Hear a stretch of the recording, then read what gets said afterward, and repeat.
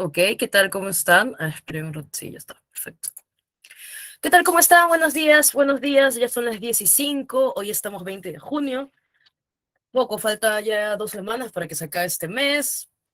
Imagino que ya deben haber, disculpen, a veces me olvido un poco, no sé si ya deben haber dado su examen, no tengo las fechas a la mano. Pero bueno, estamos en la semana 8, vamos a seguir, como les decía, la semana... Ah, perfecto, ¿qué tal? Ah, chévere, Yamile. Sí. Ay, no sé. Por favor, Jorge, no me...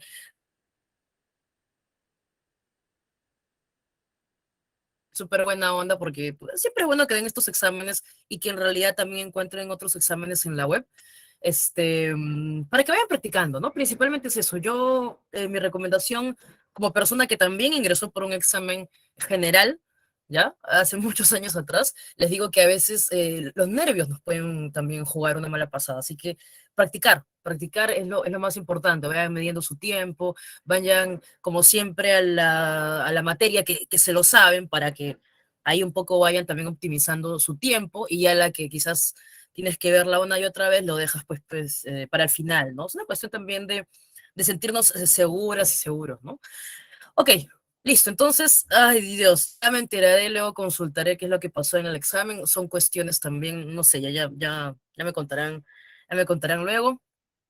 No se pongan tristes, saben que solo es bueno, en el caso de ustedes es un simulacro, ¿no? Véanlo como un simulacro de lo que puede ser, ¿no? Igual ya las cosas se van, esperemos, mejorando para la presencialidad, en fin.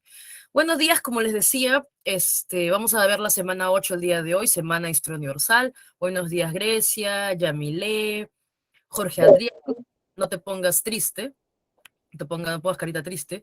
Henry Farfán, buenos días. Sí, como siempre ahí chequeen bien su micro. Cuando ya tienen preguntas, vamos desarrollando la clase, tienen alguna pregunta, por favor, lo abren con toda confianza. ¿Qué tal, María Cristina? ¿Cómo estás? Y siempre le pregunta puntual, ¿ya? Le pregunta así súper puntual porque saben que estamos como que con el tiempo así, súper ajustado. Es difícil a veces poder desarrollar tanto en tan poco tiempo, pero bueno, sabes que siempre puedes complementar con la sala de multichat para hacer cualquiera de las consultas que tengas, ¿ya? Ok, vamos a comenzar entonces con la semana 8. Se habrán dado cuenta que siempre alternamos, pero esta semana vamos a continuar con Historia Universal. Esto principalmente porque, a ver, no sé si se acuerdan en la primera clase que hablamos que hablar de historia es hablar de un proceso, ¿no? El proceso histórico.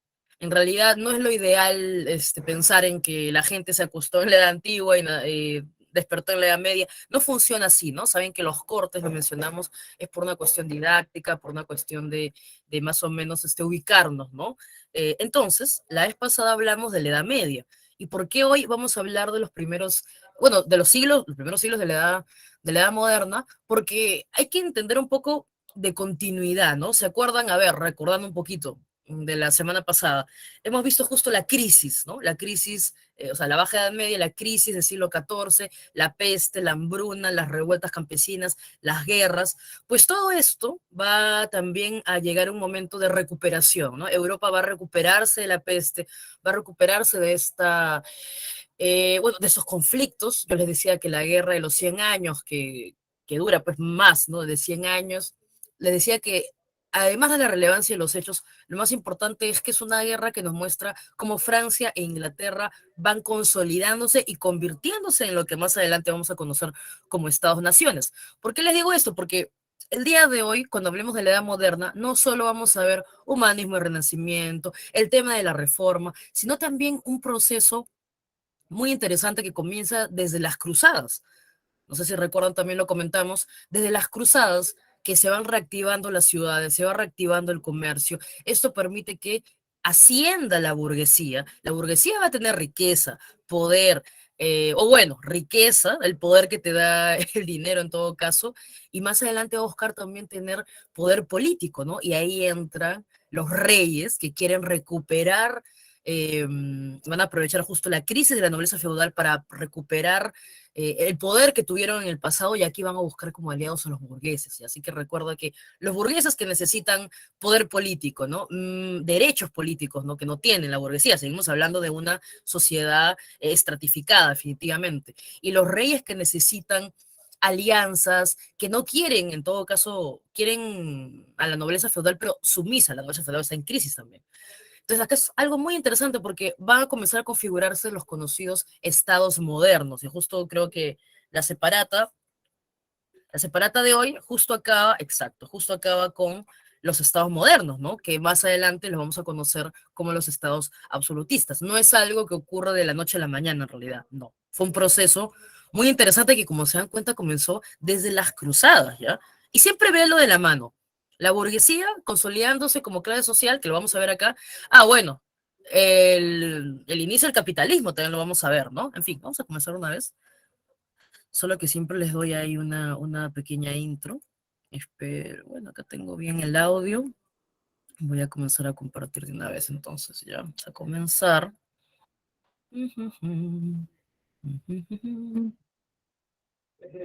Ya, excelente.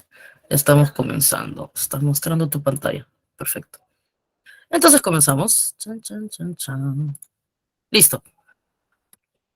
Ya saben que si no se ve, más bien ahí abren su micro para confirmarme, ¿no? Desde el humanismo hasta los estados modernos, justo un poco de lo que les iba comentando, ¿no? Vamos a comenzar una vez porque ya la intro de una vez la voy a enlazar también con esto. Ok, nos encontramos una vez más en Europa Occidental. Les decía que la crisis del siglo XIV, la peste, estas guerras, estas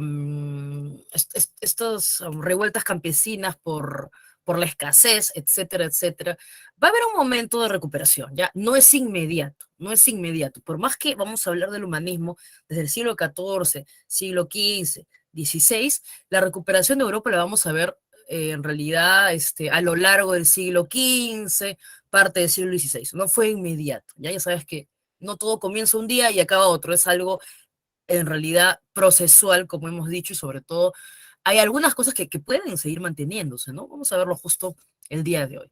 Pero al hablar del humanismo, ¿de qué estamos hablando, no?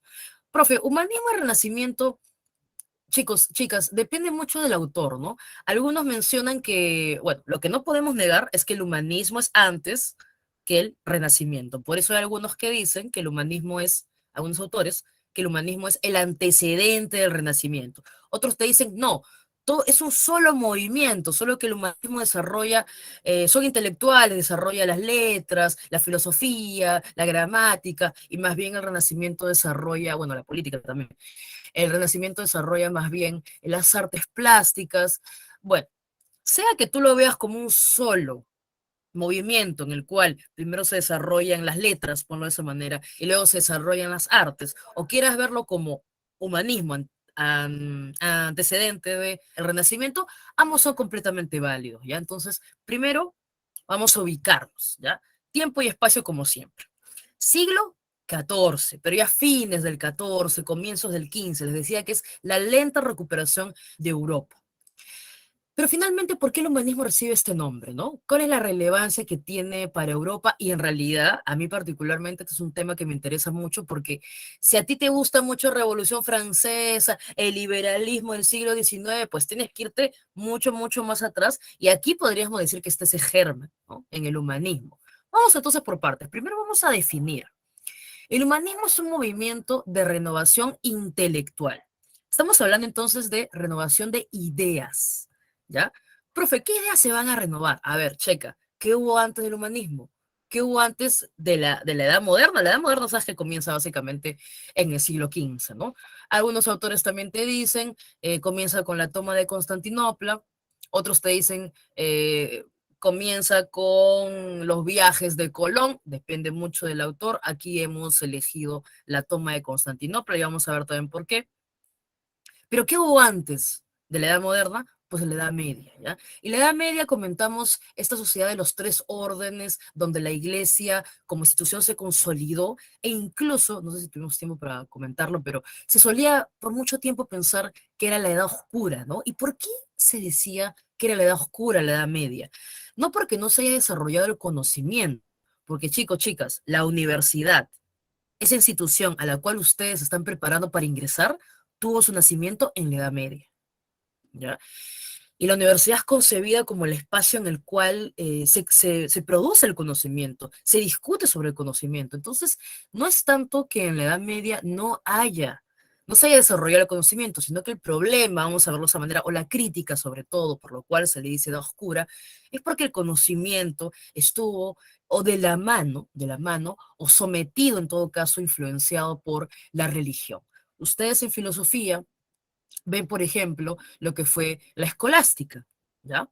No significa o sea, no significa que no hablen de la razón, sino que sabes que está supeditada, ¿no? Está por encima está la fe, por ejemplo, ¿no? O más bien, la fe es lo que te va a llevar, en todo caso, al conocimiento, ¿no? Bueno, eso lo ves tú en tu clase de filosofía, queda un poco más claro ello. ¿Por qué lo traigo aquí?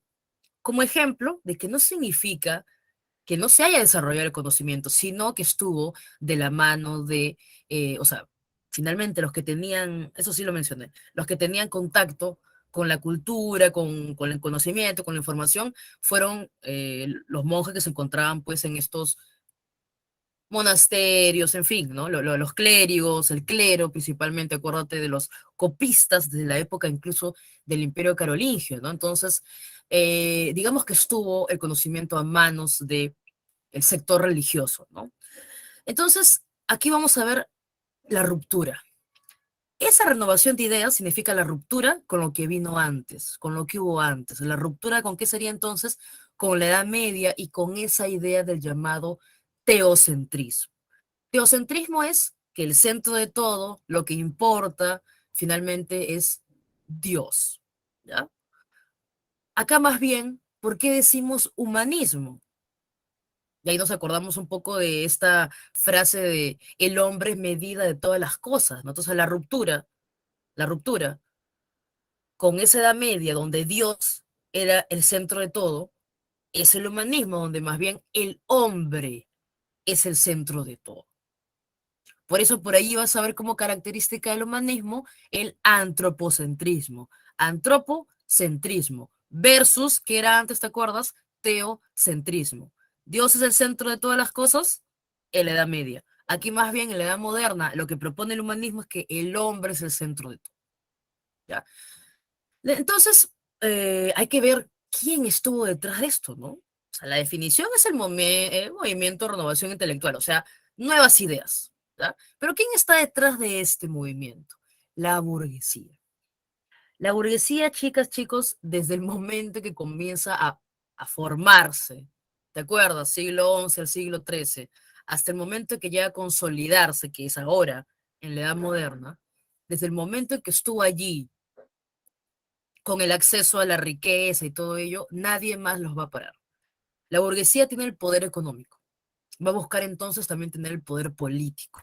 ¿Por qué? Porque por más que ellos hagan, por más que sean ricos, recuerda que seguimos todavía en una sociedad estamental, ¿no? En una sociedad donde tú serás burgués, tendrás riqueza y todo, pero ojo, tú no eres noble.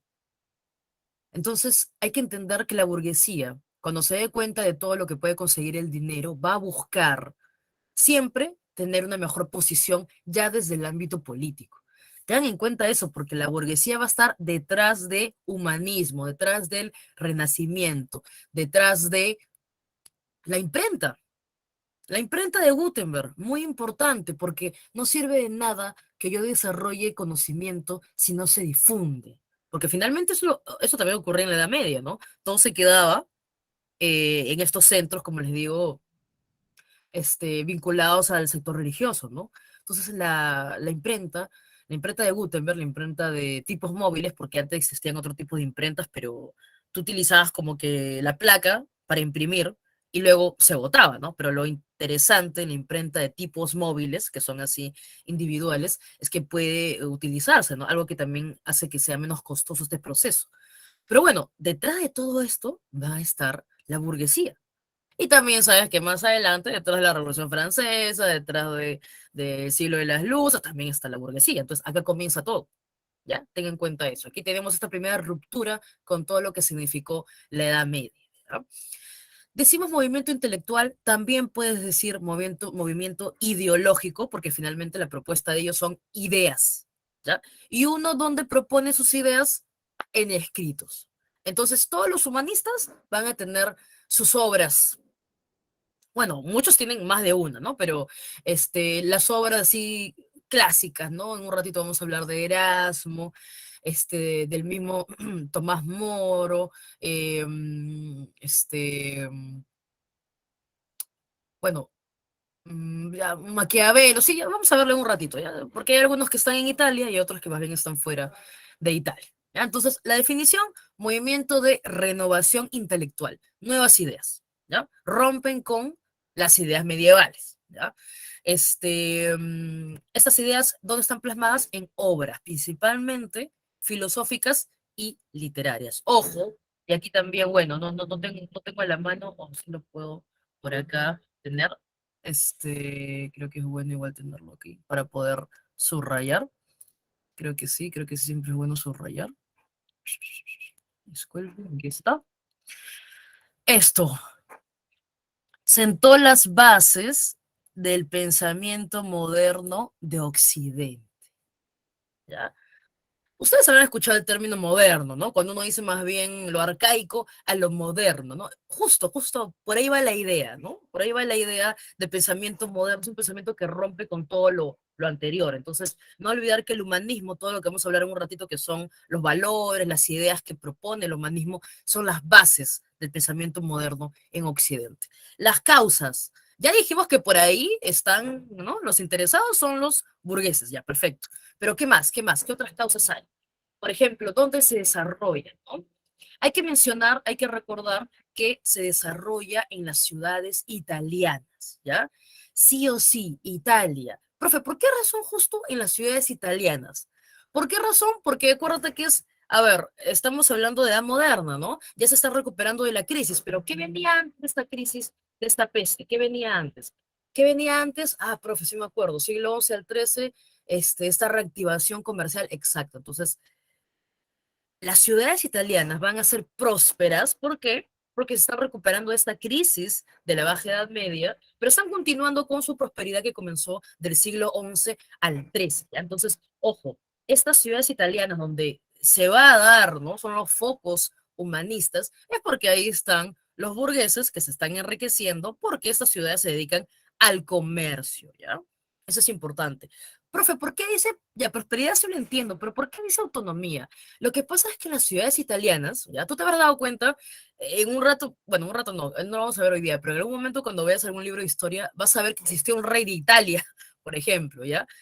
Pero también existieron los Medici, ya en un rato vamos a hablar de ellos, que son estas familias que finalmente tenían decisión política. Entonces, lo interesante de estas ciudades italianas es que por todo el poder económico que tuvieron las familias burguesas, ¿ya? Podían también decidir en política. Entonces, lo interesante es que estas ciudades italianas van a ser autónomas. Van a ser así como las ciudades-estado que estuvimos viendo, ¿se acuerdan anteriormente? Ya, esa misma figura van a tener, ¿ya? Tengan en cuenta también eso. Es importante, porque finalmente, si son autónomas, dependen más bien de las decisiones de estas familias poderosas, como los Medici, que fueron una familia italiana conocida por ser los principales mecenas, ¿no? Ya vamos a ver también un ratito qué significó ser un mecena. Entonces, causas, la prosperidad y la autonomía política de las ciudades italianas, ¿ya? Segundo punto, yo diría la consolidación de la burguesía. No está aquí, pero lo acabo de mencionar y es una causa sí o sí. La burguesía se está consolidando como una futura, ¿ya? Vamos a ver, una clave social, ¿no? Futura clave social. Otro punto, este conocimiento humanista no podría haberse difundido, obvio, con la imprenta, ¿no? También es importante, también la tenemos ahí, 1450, la imprenta, no se olviden la difusión. Lo de la imprenta es por la difusión. No se olvide nada tener conocimiento si no se difunde, ¿ya? Pero también no hubiera podido siquiera existir este conocimiento si no existieran centros también donde se produzca conocimiento. Así que es importante las academias, las universidades, como les digo, que también se han formado desde la Edad Media. Y eso tiene que ver con un mapita que ves abajo. Recuerdo que fue una pregunta también de... Voy a hacerle una flecha acá para que te des cuenta de que estamos hablando. El mapita que está abajo me muestra al Imperio Otomano en amarillo, flechita, o sea que se está dirigiendo al Imperio Bizantino en anaranjadito, y luego una flecha desde el Imperio Bizantino, Constantinopla básicamente, hacia la península itálica. ¿Qué significa esto? Para hablar de humanismo también, para hablar de por qué surgió en las ciudades italianas, también hay que recordar algo. ¿Se acuerdan que el Imperio Bizantino, el llamado Imperio Romano Oriente, recuerdan que guardaba el conocimiento de Grecia, ¿no? Porque fue una antigua colonia griega, el conocimiento romano, obviamente, porque era Roma de Oriente, y también por su contacto con Oriente mismo, era un foco, un lugar de sincretismo cultural. Pues ¿sabes qué pasa? Durante el asedio del Imperio Otomano, ¿qué va a pasar? Muchos sabios bizantinos van a migrar, ¿no? O sea, ¿para qué quedarse en el Imperio Bizantino que está siendo, como les digo, asediado por los turcos otomanos? Así que más bien migran, escapan en dirección a la península itálica, se van a quedar en estas ciudades prósperas, comerciales, y también esta migración bizantina a la península itálica va a servir para que todos estos intelectuales y artistas lleven todo el conocimiento del imperio bizantino, que acabamos de decir, tiene de griego, tiene de Roma, tiene de Oriente. Todo este conocimiento va a migrar con los sabios, con los artistas, con los intelectuales, y va a llegar a Italia. Entonces se dan cuenta, todo se acomoda para que pueda surgir el humanismo, ¿no? La prosperidad, la autonomía, los centros de conocimiento, los sabios que están llegando, la burguesía que tiene poder económico y desea más, ¿no? Todo esto va confluyendo para hablar del humanismo, ¿ya? Perfecto. Vamos a seguir. Ay, sí, yo sigo haciendo flechas, ya. Disculpen. Vamos a seguir. Perfecto. Características del humanismo. Lo primero es el antropocentrismo, ¿no? Ya los mencioné, antropocentrismo significa el hombre es el centro de todo.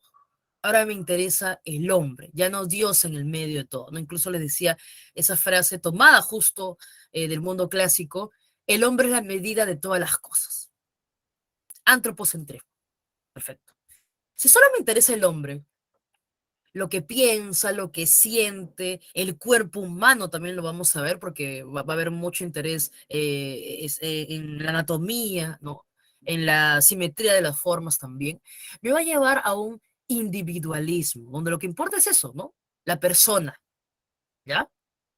Tercer punto, rechazo a la escolástica. Ya lo mencionamos, ¿no? La escolástica, ustedes la han visto en filosofía, es la corriente de pensamiento que se desarrolla durante la Edad Media, ¿no? Primero la patrística, luego la escolástica, y nos habla de la razón, pero sobre todo de la fe por encima, ¿no? Entonces acá más bien se rechaza, ¿no? La razón por la razón, o sea, la razón está allí, ¿no? El hombre puede llegar a la razón, pero más bien se rechaza esta dependencia que hay del pensamiento religioso, ¿no?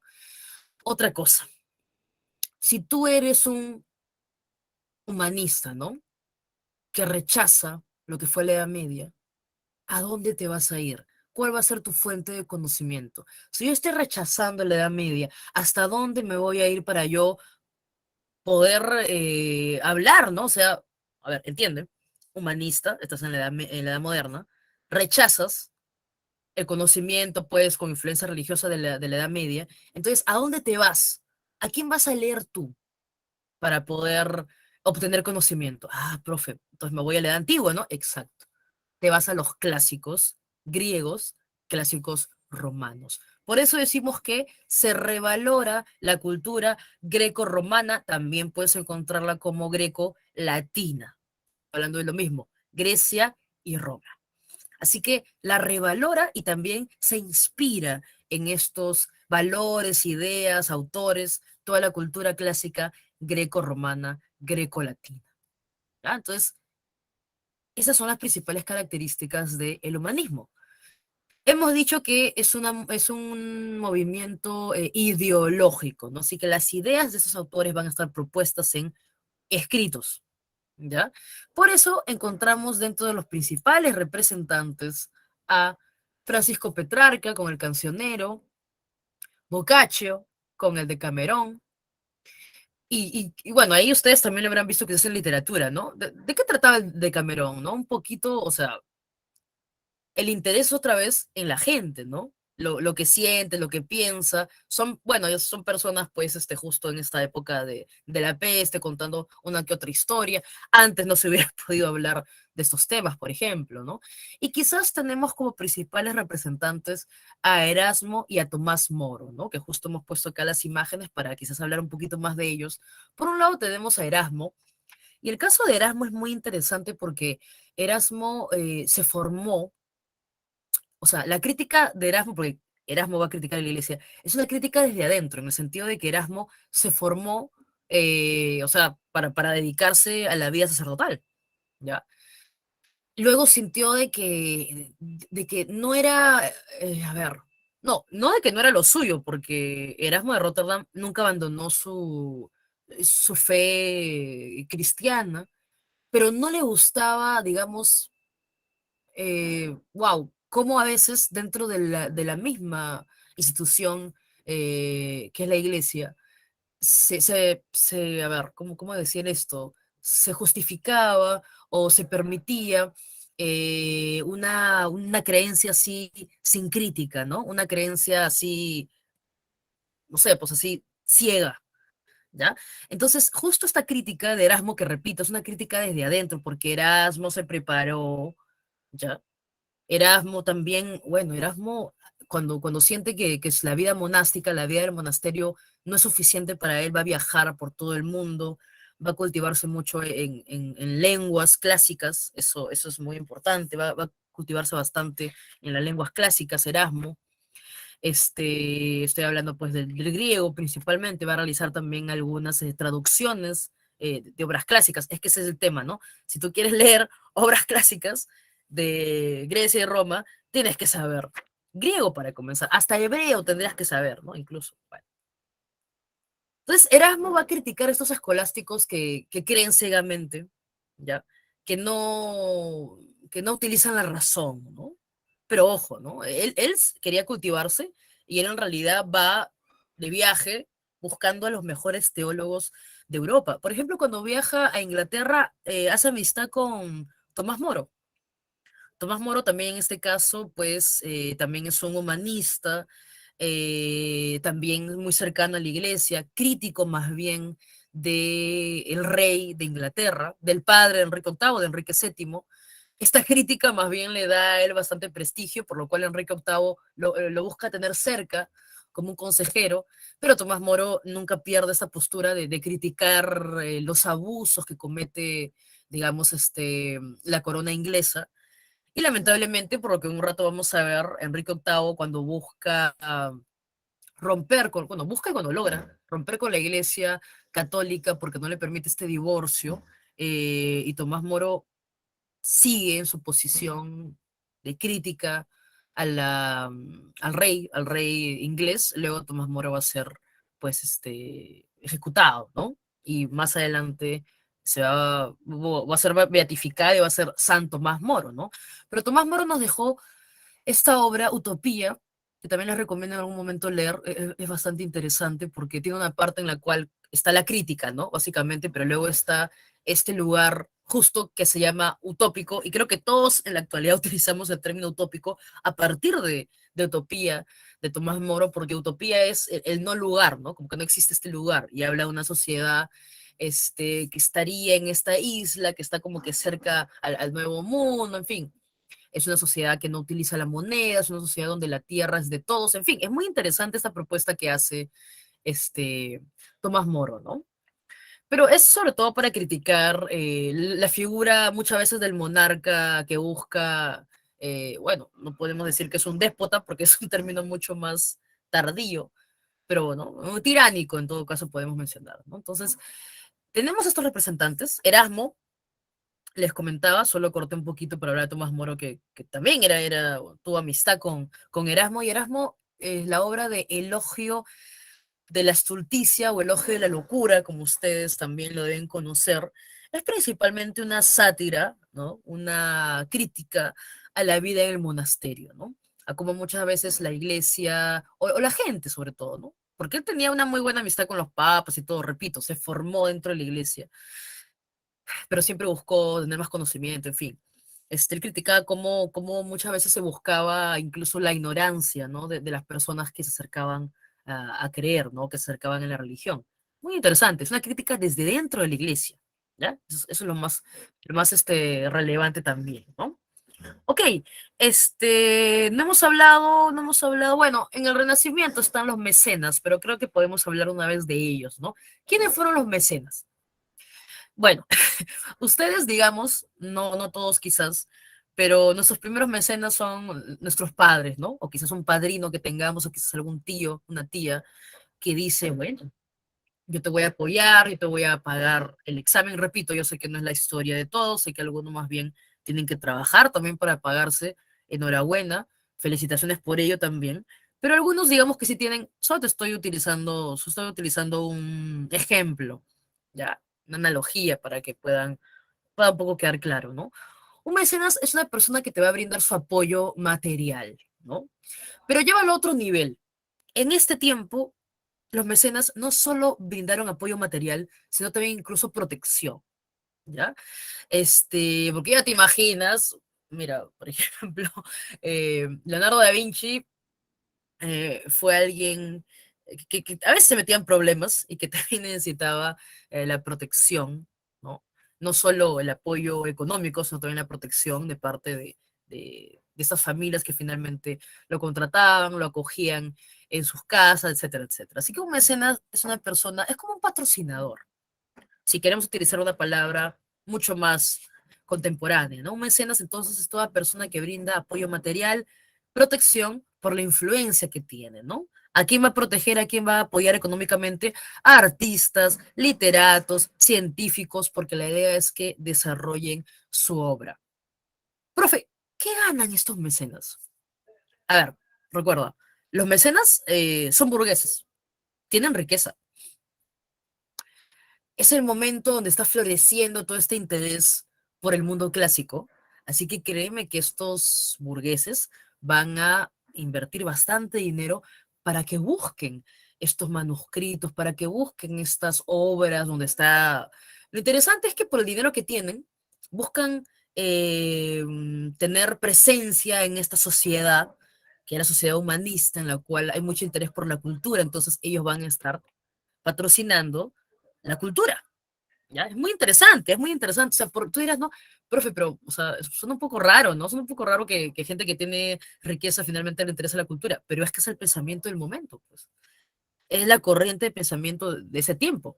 Nos interesa el mundo clásico, entonces los burgueses se convierten en mecenas para proteger, apoyar a los artistas, ¿no? Para también apoyar, como les digo, a los literatos, a los científicos. Y van a ellos a organizar estas búsquedas, como les decía, de manuscritos, de escritos también clásicos, todo ello, ¿ya? Todo ello va a estar también apoyado por los burgueses. También van a pedir sus propias obras, ¿no? ¿Ya? Yo te comentaba los Medicis, porque los Medici quizás son de las familias más conocidas como mecenas, pero los mecenas no solo fueron burgueses, principalmente fueron burgueses. La otra familia conocida, por ejemplo, fueron los Sforza de Milán, ¿ya? Porque los Medici son de Florencia. Y los Medici, chicos, así rapidito, no solo van a ser mecenas, ¿ya? Van a tener tanto poder económico que van a lograr incluso ser papas. Van a llegar incluso a colocar papas, ¿ya? Bueno, en fin, los Medici se convierten en una dinastía. Tienen el Banco Medici. Sí te expliqué, creo, la semana pasada cómo funcionaba, ¿no? Imagínate que tú quieres viajar desde Italia a lo que sería más adelante España y no quieres llevar tu dinero porque sabes que pueden asaltarte en el viaje. Entonces, ¿qué hacías? Tipo letra de cambio, ¿no? Entonces, tu depósito aquí, el Banco Medici me da, pues, en fin, el documento, muy importante el tema de la palabra y todo ello, el documento donde está cuánto he depositado y cuánto voy a cobrar cuando llego allá, ¿no? Entonces, la banca también aparece eh, cerca para el siglo XIV, lo vamos a ver también consolidada aquí durante el siglo XV, ¿no? Pero también fueron mecenas los papas y también los reyes. Así que también vas a ver los papas buscando o financiando obras artísticas, por ejemplo, ¿no? Ok. Los mecenas actúan para ambos, ¿ya? Pero creo que sobre todo son famosos los mecenas cuando hablamos del Renacimiento. ¿Qué es entonces el Renacimiento? Profe, a ver, usted me dijo que el humanismo es su antecedente, pero a nivel de ideas, y que el Renacimiento más bien lo vemos a nivel de las artes. Exacto. Entonces, comparten el mismo espíritu de renovación. Pero en este caso, el Renacimiento es una renovación cultural que se va a plasmar en las artes plásticas. Entonces, ya sabe, los humanistas traen la ruptura, la renovación, pero con ideas, con sus obras, ¿ok? Y más bien los renacentistas con sus innovaciones en el arte, en las artes plásticas. O sea, estamos hablando de pintura y escultura. Aunque, aunque, porque acá dice principalmente, aunque también el Renacimiento abarca la arquitectura, ¿ya? Por si acaso para que tengas diapita esa idea. Causas, ¿por qué el Renacimiento? Obviamente el humanismo, ¿no? Segundo punto, los mecenas, ¿no? Estos patrocinadores. Eh, También hay que hablar aquí de los artistas bizantinos que van a traer todo ese conocimiento. Es que lo interesante de Bizancio, del Imperio Bizantino, es que era algo así como el backup, como la copia de seguridad del mundo clásico, ¿no? Plus, más el Oriente. Así que toda esa riqueza va a estar también al acceso, al alcance de estos renacentistas, de estos artistas, ¿no? Características del Renacimiento. Culto a la belleza física. Se van a dar cuenta que como regresa toda esta influencia del mundo clásico, no sé si se acuerdan, la separata del mundo clásico, la separata número 5. ¿Se acuerdan de las esculturas de la época clásica y también ya de la época, no sé, pues macedónica, si quieres verlo más adelante? ¿Se acuerdan que eran la expresividad, la monumentalidad, narraba, ¿no? Una historia, y también regresa al desnudo. Hay que mencionarlo, porque durante la Edad Media, eh, por ahí habrá aparecido un que otro dibujito, el desnudo, no sé si querían hablar de Adán y Eva cuando salen, salen del paraíso y todo ello, pero aquí regresa el desnudo en primera plana y como algo exaltado, ¿no? O sea, como algo, o sea, como lo principal de mi obra, regresa el desnudo. Es importante también mencionarlo, porque es el culto a la belleza física. Ah, bueno, también te vas a dar cuenta que en el Renacimiento los renacentistas, valga la redundancia, siempre buscaban modelos que sean jóvenes, ¿no? Siempre querían mostrar el cuerpo humano en su mejor momento, por eso siempre van a retratar jóvenes, ¿no? En todo caso. Otra cosa interesante es que son dos cosas. La primera es el naturalismo. Como interesa el hombre, ¿no? Ya no tanto lo religioso, otra vez hay un interés también en el medio que rodea al hombre. Entonces, hablar de naturalismo es que se van a buscar escenificar paisajes de la vida cotidiana, ¿ya? Por eso hay un naturalismo, está inspirado en la naturaleza, ¿ya? En lo que se observa. Y la perspectiva, esto es alucinante y es mejor mostrártelo con un ejemplo. Bueno, creo que eso no puede servir. Es mejor explicarte con ejemplos que quizás solo decírtelo, ¿no? Observa esta pintura de Rafael Sanzio, La Escuela de Atenas. Ustedes, chicas, chicos, algunos que saben dibujar, pintar, también se darán cuenta que hay una gran diferencia, o también los demás que no sabemos, pero observamos, hay una gran diferencia en hacer un dibujo, como se dice, 2D, súper plano, ¿ya? Y hacer un dibujo 3D, ¿no? Por ejemplo, ¿no? La perspectiva es importante porque la perspectiva te da una sensación de profundidad, ¿no? Te muestra lo que es un primer plano, lo que es un fondo, etcétera, etcétera. Entonces, eso lo van a traer los renacentistas, ¿ya? La perspectiva. ¿Ya? Por ejemplo, en la escuela de Atenas hay mucha riqueza para analizar, no solo el tema de la perspectiva. ¿no? Que te muestra, o sea, que te da, o sea, ahí puedes entender que están en una construcción, ¿no? Que están en la parte de adelante, por ejemplo. El mismo hecho de que veas que hay una escalera, ¿ya? Bueno, están la central, los pórticos, sino también la escuela de Atenas también tiene una riqueza en cuanto a los personajes, ¿no? Los personajes. En la escuela de Atenas, su mismo nombre lo dice, concentra todo, o sea, la creme de la creme, como se dice, es el all stars del pensamiento occidental, ¿no? Están todos, todos los consagrados del pensamiento clásico. En el medio está Platón y Aristóteles, ya sabes, uno con la mano hacia arriba, el otro con la mano hacia abajo, porque uno es el mundo de las ideas, ¿no? Otro es el mundo de las cosas. Y de ahí están, como te digo, los All Stars, ¿no? Todos los grandes pensadores del mundo greco, bueno, clásico. También está por ahí Alejandro Magno, también está Hipatía, también está incluso Averroes, creo, si mal no recuerdo, porque también definitivamente es un representante de, obvio, no más vinculado a lo que sería el Islam, pero también es un All Stars, ¿no? O sea, es uno de los consagrados del pensamiento occidental. Por ahí también se coloca Rafael, ¿no? Porque, obvio, ¿no? O sea, él también quiere estar al mismo nivel de estos grandes, ¿no? En fin, solo para que tengas en cuenta la riqueza también de contenido que tiene la Escuela de Atenas, ¿no? Regresando aquí, la otra característica es la integración de lo profano y lo religioso. Los renacentistas, si bien tuvieron como antecedente los humanistas, que buscan romper un poco con esta influencia religiosa, los renacentistas no es que solo tuvieron, o sea, los temas que van a elegir es una mezcla de ambos, ¿no? Por eso vemos que se va a integrar lo profano, o sea, lo que no es parte del mundo religioso, con lo religioso, ¿no? Porque mira, sigamos con los ejemplos. El nacimiento de Venus, de Sandro Botticelli, ¿cuál es su temática? Venus. ¿Tiene que ver algo con lo religioso? No, para nada. Estoy tomando justo a una diosa, ¿no? A una diosa del mundo clásico, ¿ya? Y Botticelli justo tiene, pues, ¿no? Venus, luego está Flora al costado, en fin. Luego hay otra, ¿no? Otra composición de Botticelli donde están las tres gracias, en fin, pero la idea es que sigue, tiene, pues, el tema profano, ¿ya? Pero más bien concéntrate aquí en la escultura. Mira las esculturas de Miguel Ángel, Moisés y David. ¿Acaso no son personajes de la Biblia? Exacto.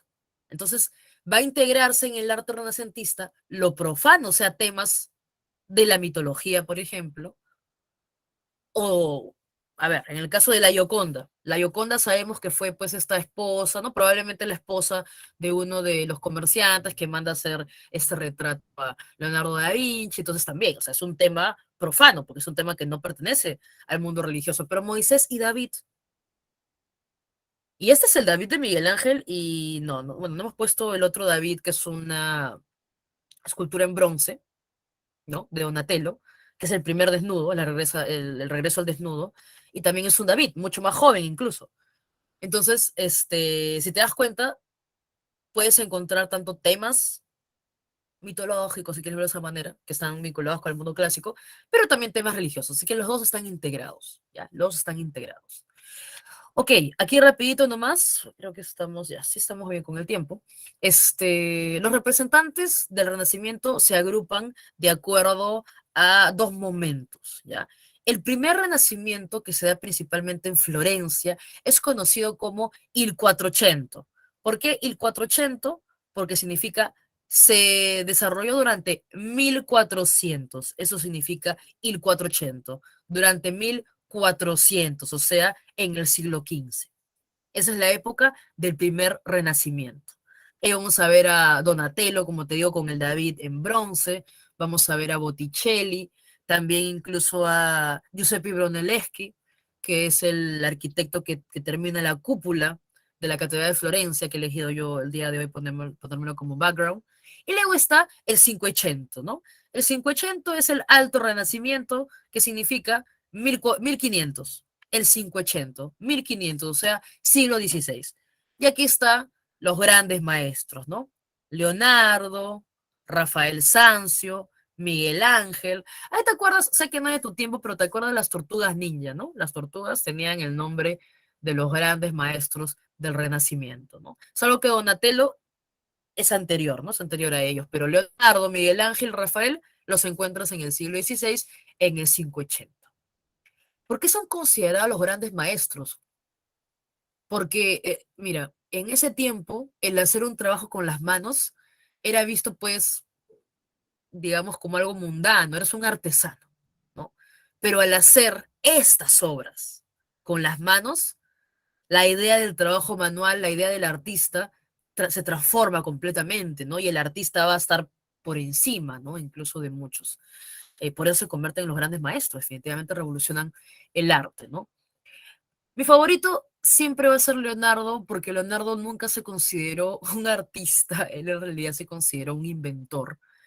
Y es alucinante, ¿no? Es muy flipante, como se dice, ver todas. Conocemos nosotros la Última Cena, la Virgen de las Rocas, ¿no? La Gioconda, pero quizás sus inventos son mucho más conocidos, ¿no? La máquina de guerra, la máquina para volar, en fin, tenía incluso una maqueta de una ciudad ideal, un diseño de un puente, un diseño incluso de un traje para bucear. Me parece un visionario, sinceramente, Leonardo da Vinci, ¿no? Y no me salgas con lo del código da Vinci porque eso es 90% este, imaginación del escritor. Muy bueno, ¿no? Muy entretenido, pero no, no. Tiene muy poco de historia, ¿no? Tiene mucha, más bien mucha imaginación. Rafael Sanzio fue el más joven de ellos, ¿no? Hemos visto la Escuela de Atenas, las diferentes representaciones de la Virgen María, las Madonas, y Miguel Ángel creo que es un también one of a kind, ¿no? Es un hombre difícil de encontrar porque Miguel Ángel fue muy bueno en todo lo que hizo, ¿no? Miguel Ángel prácticamente fue el más, que se esforzaba más de todos ellos, ¿no? Él creo que conocemos, el David es el más conocido, además de la Capilla Sixtina. Miguel Ángel era un apasionado de su trabajo, comenzaba y se podía tardar meses en fin, a veces no comía, no dormía con tal de poder terminar el trabajo, ¿no? Él decía que el mármol le hablaba, ¿no? Y le mostraba cuál era la forma que quería tener. Es que, chicos y chicas, o sea, no sé ustedes, ¿no? Pero cuando observas esto, por ejemplo, no sé, algún día se han ido al presbítero maestro, he visto en el presbítero, obviamente más tardío, solo un ejemplo, estas esculturas en el presbítero maestro, que muchas están hechas en mármol, ¿no? Y puedes ver, o sea, tú ves el realismo que tiene. Hay una muy conocida, que es una mujer que es así como que desconsolada y tiene un velo. Entonces, imagínate lo que es hacer una figura y un velo en piedra, me parece que es algo en verdad alucinante, ¿no? Ah, y acá está el Moisés. El Moisés, nosotros tenemos una réplica. Nosotros tenemos una réplica del Moisés exacta que está en la Escuela de Bellas Artes.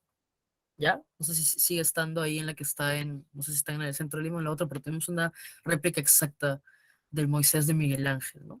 Acá está un poco más el trabajo de Miguel Ángel, también para que te des cuenta que los papas también fueron mecenas. Aquí, por ejemplo, esto fue encargado a Miguel Ángel, la bóveda de la Capilla Sixtina y también el ábside, ¿no? De la Capilla Sixtina, donde está el juicio final, ¿no? Y bueno, la Piedad del Vaticano, ¿no? También son obras así máximas de Miguel Ángel, ¿no? Ok, el humanismo no solo revolucionó las ideas, no solo transformó el arte, sino también va a tener un aporte extra, ¿no? Que es el tema de la reforma. Y lo que pasa es que yo te puse el ejemplo de Erasmo, que criticó a la iglesia, pero siendo parte de la iglesia. ¿Ya? Erasmo nunca buscó, y creo que Lutero, del cual vamos a hablar en este momento, no tuvo como fin máximo, como propósito máximo, tener una propia iglesia, ¿ya? Pero hay que siempre analizar al personaje en el tiempo en que vivió y también ver qué otros intereses existen cerca a él, ¿no? Que más bien pueden tomar sus ideas o sus propuestas a beneficio propio. Ya en un rato voy a explicarles de qué estoy hablando, ¿no? Más bien, mil disculpas, hace un rato no hablé de Maquiavelo cuando hablamos del humanismo, y Maquiavelo creo que ha vuelto a ser leído mucho últimamente, porque Maquiavelo es justo el hombre que, bueno, cuando escribe El Príncipe, nos damos cuenta que él básicamente separa el poder de lo que es la moral, de cierta manera, ¿no? Incluso justifica la violencia que pueda tener quizás un gobernante. Sí, es que es eso, ¿no? Algo, no me acuerdo exactamente la frase, cómo es la traducción, algo así que se justifica la grandeza del delito, en fin, la grandeza del daño, si tiene un fin superior, en fin. De ahí viene mucho esta idea, que él no lo dice exactamente, del fin justifica los medios, pero no es que lo diga, pero cuando leemos, más o menos nos da esa idea, ¿no? De que antes que respetado tiene que ser, antes que amado, perdón, tiene que ser temido. Entonces te das cuenta que cambia por completo el valor que debe tener un gobernante, ¿no? Entonces nos damos cuenta que es el padre de ciencia política, si quiere verlo de cierta manera, pero está bastante en boga, ¿no? Digamos, en los últimos años, definitivamente, donde ya nos damos cuenta cuál es el actuar de muchos gobernantes, ¿no? En fin, bueno, también hay que tenerlo en cuenta allí. Listo, hablemos entonces de la reforma, ¿ya? El contexto es el siglo XVI. ¿Por qué hablo yo del humanismo? Porque si el humanismo ya rompió un poco con esa Edad Media donde influía tanto el pensamiento religioso, es evidente que no creas que Lutero fue el primero, ¿ya? Lutero no fue el primero. Aquí hay que mencionar a otros dos personajes que felizmente lo tenemos en los antecedentes. Por un lado está el cisma de Occidente, que lo vimos muy rápido la semana pasada, y que, simplificando, era la corona francesa queriendo imponerse sobre la iglesia, y fue un momento en el cual había un papa en Roma y otro papa en Aviñón, Francia, e incluso luego ya uno que quiso también aprovecharse de la situación, otro papa en Pisa, ¿ya? Finalmente sabemos que se recuperó la unidad en la iglesia, con Clemente V, y otra vez regresó el papado a Roma. Pero ya nos deja algo, ¿no? Este cisma de Occidente ya nos muestra que los reyes también están buscando, dentro de esta recuperación del poder, imponerse a la autoridad de la iglesia. Ten en cuenta eso. Segundo punto, yo te decía, Lutero no fue el primero. Sería muy inocente pensar que en el siglo XVI Lutero va a ser el primero que propone una reforma o que critica a la iglesia, como te he dicho que Erasmo lo hizo desde dentro de la iglesia, ¿ya? Y ni siquiera fue el primero, porque hay gente mucho más atrás. ¿De quién estamos hablando, profe? Estamos hablando de John Wycliffe y de Jan Hus, o de Juan Hus, si quieres traducirlo, ¿no? John Wycliffe y Jan Hus pertenecen al siglo XIV, ¿ya? Pertenecen al siglo XIV. John Wycliffe es el que tradujo la Biblia al inglés. Profe, ¿qué tiene de malo traducir la Biblia al inglés? Espera, la Biblia es la palabra de Dios. ¿Quiénes son las únicas personas que pueden interpretar la Biblia? Porque cuando uno traduce algo, ojo, no te olvides, uno interpreta. O te darás cuenta que a veces pones tu textazo ahí en Google Translator y es una traducción un poco rara, ¿no? Porque por algo hay una carrera que se llama traducción e interpretación, porque a veces hay palabras que no tienes que traducirlas literal, tienes que interpretarlas de acuerdo al contexto, la cultura, etcétera, etcétera. Entonces, ¿qué pasa si alguien traduce la Biblia? Obviamente Wycliffe lo hace porque se da cuenta que mientras la Biblia se encuentre solo en latín, solo va a poder ser interpretada, leída, explicada, por la gente que sepa latín, por la gente que pertenece al clero, y esto hace pues que la gente, los demás, no podamos directamente acceder a la palabra de Dios, ¿no? Entonces, por ahí va el propósito de John Wycliffe, pero ya te imaginas cómo fue visto por la iglesia. ¿Cómo osa usted traducir la Biblia? Ese fue John Wycliffe. John Huss, por su lado, dentro de las muchas críticas que hace, nos habla pues de que la verdadera iglesia es invisible. Jesús es la verdadera piedra de la iglesia. John Huss, al mencionar que Jesús es la verdadera piedra de la iglesia, se está bajando, ¿se acuerdan? No sé si... Mira, a veces no hay que ser creyente, pero a veces hay que saber algunas cosas por cultura general, ¿no? ¿Se acuerdan cuando dice Pedro, tú serás la piedra sobre la cual edificaré mi iglesia? Y Pedro podemos decir que es el primer papa, ¿ya? Y de ahí siguen todos los demás, ¿no?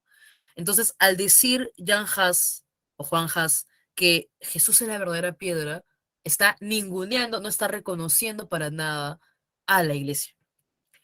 Entonces, estos críticos que los vemos en el siglo XIV, en el siglo XV, en el concilio de Constanza, por ejemplo, va a declararse que todas las traducciones de la Biblia son heréticas e incluso van a condenar a la hoguera a John Hus, a Juan Hus, porque ya sabes cómo se castigaban, ¿no?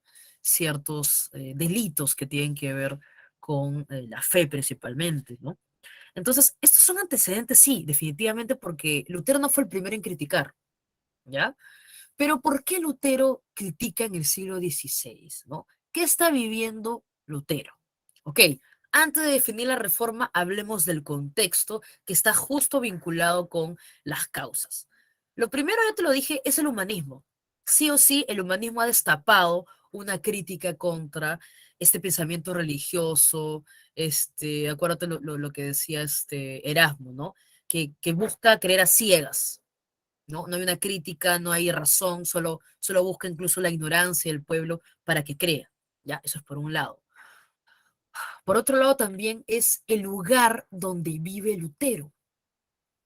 Profe, por ahí he visto que Lutero vive en lo que actualmente sería Alemania, sí, pero en este tiempo es conocido como el Sacro Imperio Romano Germánico. No hemos tenido tiempo de hablar de eso, pero tiene que ver un poco con, ¿se acuerdan cuando se divide el imperio carolingio? Había una parte para Luis el Germánico, y luego ese territorio va a tener toda una serie de dinastías, los otonias, por ejemplo, y ya, va a existir ese territorio que se conoce como el Sacro Imperio Romano Germánico, que tiene una peculiaridad. Hay un emperador, ¿ya? Un emperador es el que gobierna en el Sacro Imperio Romano Germánico, pero ese emperador es elegido, ¿ya? Por los llamados príncipes electores, ¿ya? Entonces, ¿por qué te digo esto? En un rato vas a entender por qué. O sea, este territorio que es conocido como el Sacro Imperio Romano Germánico, no sé si tengo, no sé si tengo por aquí una imagen que nos ayude un poco para entender, o sea, me refiero a un mapita, no sé si tengo un mapita, sí, aquí está, siempre es importante un mapita, aquí está. Este es el mapita para entender un poco mejor, ¿ya? Un poco mejor el territorio en el cual vive Lutero, ¿ya? Obviamente este es un mapita que ya nos habla cómo se va a expandir la reforma de Lutero, pero igual, ¿no? Bueno, acá hay un mapilla para entender. Por ejemplo, acá está Wittenberg, ¿ya? Que es el lugar en donde está la iglesia, donde luego Lutero va a estar clavando sus 95 tesis en la puerta, y acá está Wittenberg, ¿no? Y Wittenberg está, como puedes ver aquí, en el Imperio Germánico, que, como te decía, es conocido como el Sacro Imperio Romano Germánico. Ya. Entonces, lo interesante de este territorio es que, como te decía, voy a regresar acá, luego regreso aquí para ver la expansión. Ya. Lo interesante del territorio donde vive Lutero es que si ve a un emperador, este emperador es elegido por otros poderes locales, ¿no? Por otros nobles, que son los príncipes electores. Entonces, estos príncipes se reúnen y eligen al emperador. Excelente. ¿Por qué te digo esto? Por el segundo punto, por la segunda causa. ¿Te acuerdas que hace rato te expliqué que Lutero no fue el primero y que quizás la crítica de Lutero podría haber sido una más? ¿Ya? Pero ¿por qué tuvo tanto eco? ¿Ya? Segundo punto, la llamada secularización de bienes del clero. ¿Qué significa eso, profe? ¿Qué significa secularizar? Pasa lo siguiente. ¿Te acuerdas que acabo de decirte que en el cisma de Occidente ya hemos visto cómo la corona francesa quiere imponerse a la autoridad del Papa? Pues no son los únicos. ¿Por qué hay tanta discordia entre un rey y el Papa? Porque el Papa, acuérdate que ha sido un señor feudal más durante la Edad Media, y por más que haya entrado en crisis el feudalismo, el Papa, la Iglesia, sigue manteniendo riquezas, sigue manteniendo propiedades. Aparte, recuerda que hay impuestos que cobra la Iglesia. Entonces, estos reyes que muchas veces quieren consolidar su poder, unificar su territorio en la figura del rey, eso vamos a ver en un ratito cuando hablemos de Estado moderno, ven a la iglesia como un enemigo más, ¿no? Entonces, eso va a ocurrir también en este Sacro Imperio Romano Germánico. No todos los príncipes electores van a estar de acuerdo con que el territorio se siga manteniendo aliado al papado. Algunos gobernantes prefieren quitarle esos beneficios que tiene la iglesia. Entonces acá viene la idea de la secularización de los bienes del clero, ¿ya? Va a haber ese enfrentamiento entre el poder papal y la monarquía, que va a buscar que se secularice, o sea, que esos bienes del clero vayan a la sociedad civil, regresen al poder político, en todo caso, ¿ya? Secularizar. Lo sacas de lo religioso y se va a la sociedad civil, ¿ya? Se vuelve laico, si queremos verlo de esa manera, ¿ya? ¿Por qué también tanta crítica a la iglesia? No solo por la riqueza que tiene, porque, o sea, te conté pues que hace un rato los Medici, por la riqueza que tenían, lograron ser papas incluso. Los Borgia, que son los Borja, que luego son los Borgia, cuando se latiniza, son otra familia que también tuvo papas. Y papas que tuvieron hijos que luego fueron papas también, en fin. ¿Ya? Entonces, también hay una corrupción dentro de la iglesia. Se compran los cargos, y como es la época del Renacimiento, ¿cómo crees, o sea, cómo crees que se le paga a estos artistas, ¿no? Renacentistas. Entonces acá viene el tema, pues acá viene el meollo del asunto, el momento en el cual vive Lutero. La crítica de Lutero va a tener oídos porque, te he dicho, ¿no? Hay príncipes que no quieren seguir con este tema de someterse a la autoridad papal, a la autoridad de la iglesia, ¿ya?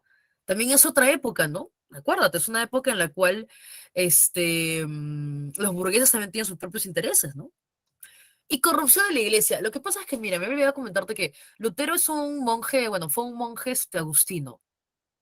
Lutero tuvo experiencia enseñando, creo que ¿no? En seminarios, ¿no? En la universidad, y se dio cuenta que el bajo clero no estaba preparado.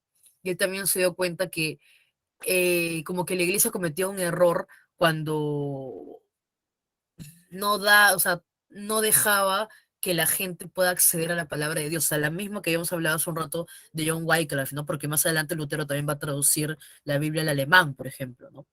Luego de que ya realiza, ¿no? La reforma y todo ello, ¿no?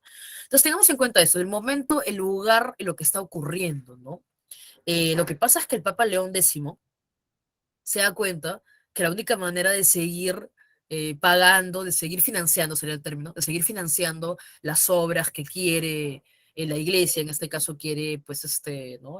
Terminar de construir, ¿no? La Basílica de San Pedro, se da cuenta que la manera de generar más riqueza es vendiendo indulgencias, ¿ya? Acá arriba lo ves, ¿ya? Acá arriba lo ves. Una campesina, ¿no? De François Granet, una campesina comprando una indulgencia. ¿Qué era una indulgencia, profe? La indulgencia era el perdón de los pecados, ¿ya? No te preocupes que había, no, profe, pero yo no tengo mucha plata, ¿no? Y él sí tiene dinero. No te preocupes que hay para todo precio. La indulgencia es eso, ¿ya? Para la construcción de la Basílica de San Pedro se activan estas indulgencias, estos perdones, ¿ya?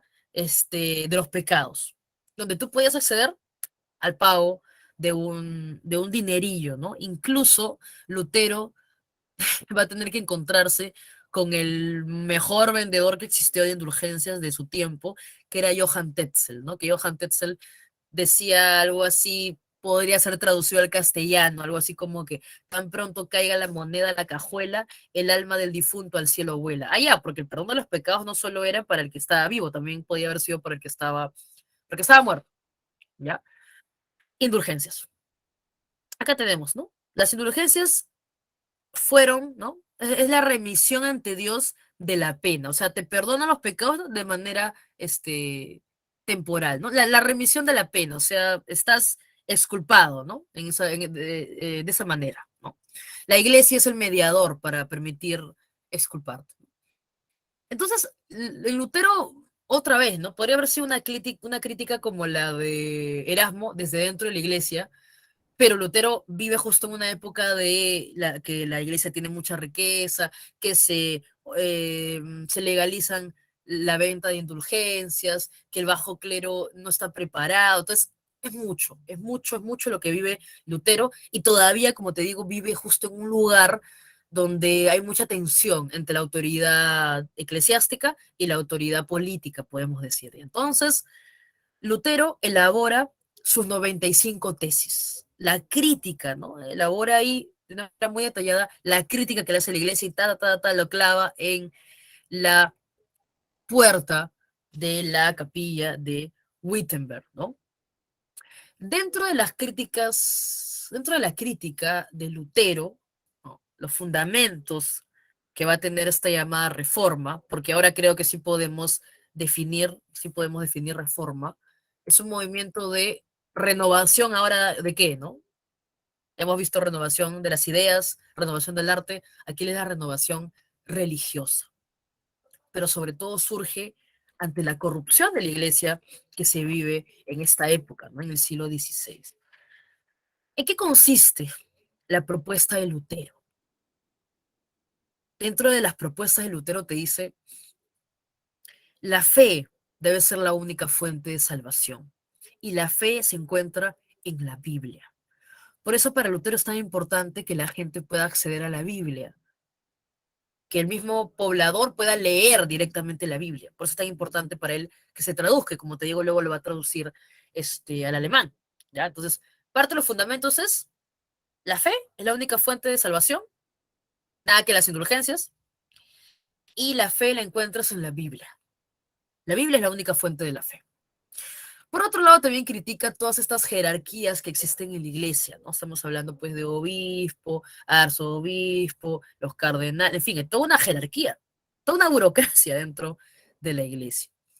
También rechaza el culto a la Virgen, el culto a todos estos santos en las imágenes, también está en contra de todos los sacramentos, que prácticamente él ve también que es una manera pues de controlar de la iglesia, y para él solo es importante en todo caso el bautizo, ¿no? El bautizo le parece importante porque es lo que en todo caso te suma, te da la bienvenida a esta fe, ¿no? Y la comunión, pero nada más, nada más.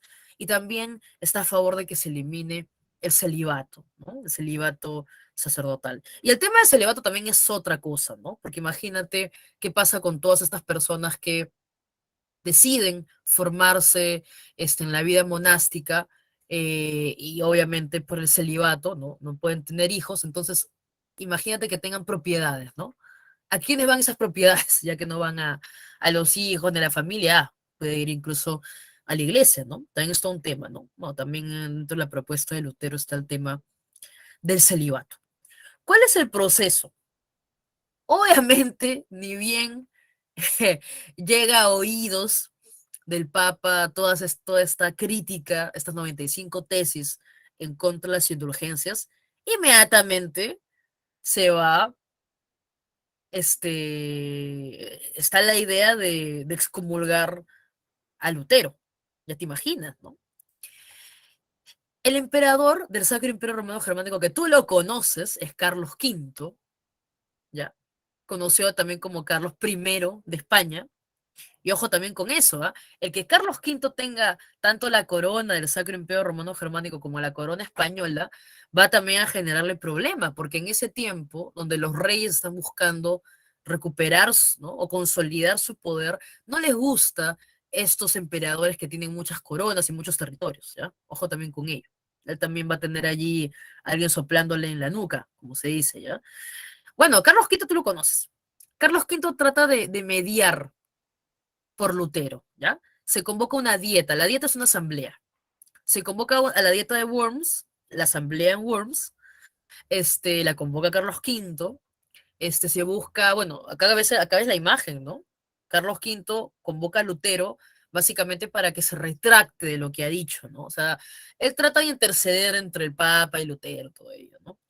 Pero, en fin, ya sabemos qué pasa, ¿no? O sea, en fin, Lutero se reafirma en su posición.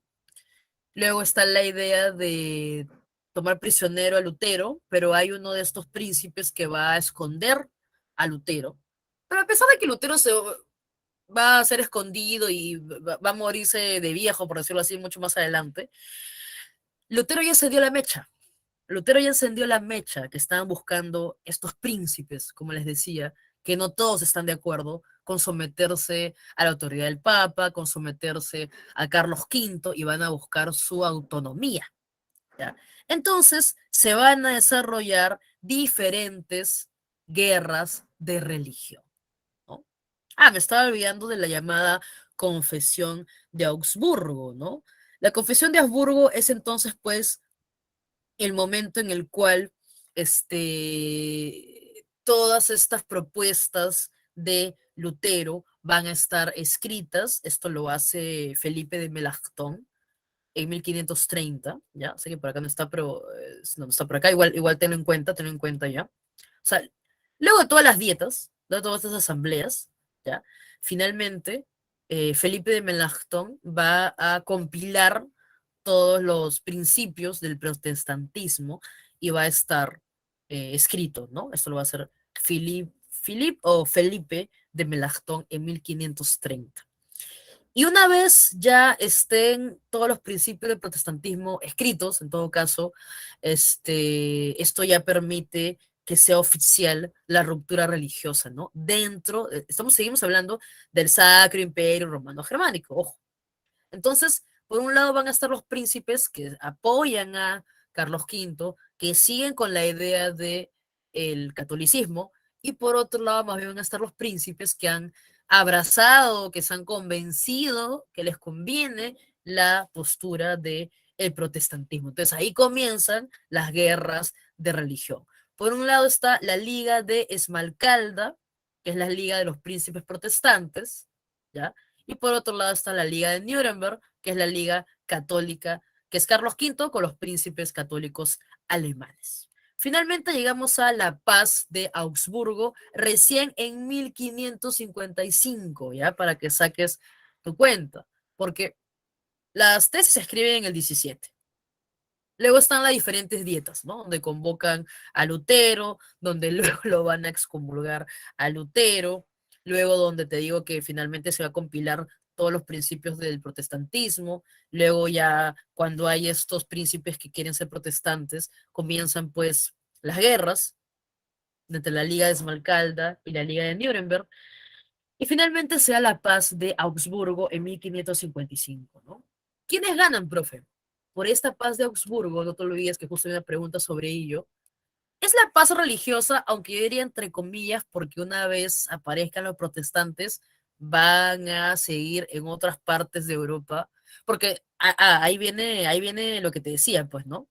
Vamos por partes. La paz de Augsburgo, ¿qué significa?